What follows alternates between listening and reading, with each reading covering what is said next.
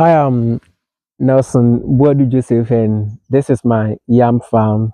Welcome to my farm. The total size of the farm is 10 acres. I need to let you know the size so that you know what we are talking about in reality. It's 10 acres, and first of all, I didn't just started the day and get the 10 acres.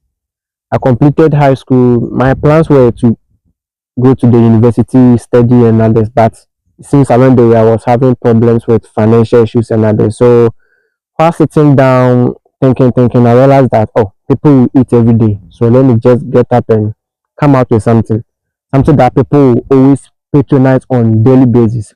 And with my research, I realized that people eat a lot of yam, especially at this part of Ghana.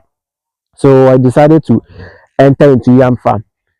Firstly, I started with smaller sizes because the capital was a problem. So gradually, year by year, I reversed the capital just to get a bigger size. And as of now, I'm talking, I have 10 acres. There are different varieties of yam, but you see, since it's presentation, you can't just go around and show everything within just some small time. You see the leaves of this particular type of yam is different from this. You see, there are a lot of varieties here. We grow them together so that we get different kind of experience and different things and a whole lot of stuff. So this is what I am. Let me put it that way. That's why we call it locally. And this one is puna. I think say those of us who speak few we understand or we know what the puna is. I also include some okra so that we are preparing some food. At least it won't be just yam. You get some other petty things here instead of buying on the market.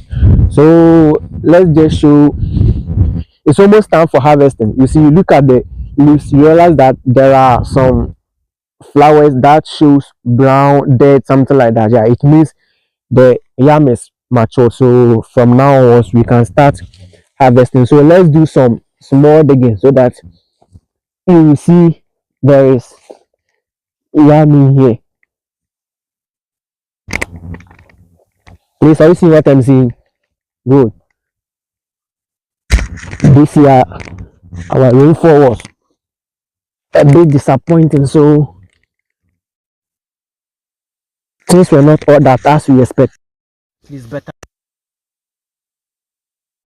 I think maybe you are asking yourself, assuming you're a yam farmer, you're asking, how will I see that the yam is mature so I should go and dig? Since this is not like some fruit that you can just observe it on the tree and see it is mature. Okay, this particular type of yam, especially the puna and then those varieties, they have something special in common. You see, there are some flowers here. They look dry now. Suppose they are not matured yet. These flowers should be green, but as soon as they reach the maturity age, they start dying, turn brownish to show that they are mature. So what you need to do is at this stage you can harvest, but you don't just get up a day and you come and harvest. You need to make sure that the soil is wet, it has rain, everything is moist.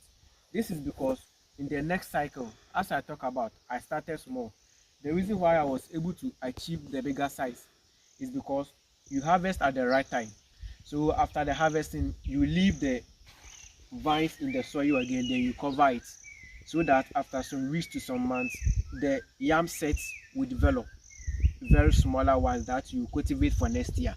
So assuming I have 100 moles or 100 yam pieces on the farm, after harvesting, with all things being equal and the right condition, next season or next growing season I can grow about 500 to 700 pieces, simply because after harvesting you leave the vines in the soil and then the yam set will develop.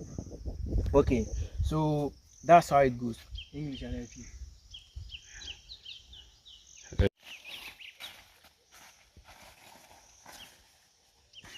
Grow yam.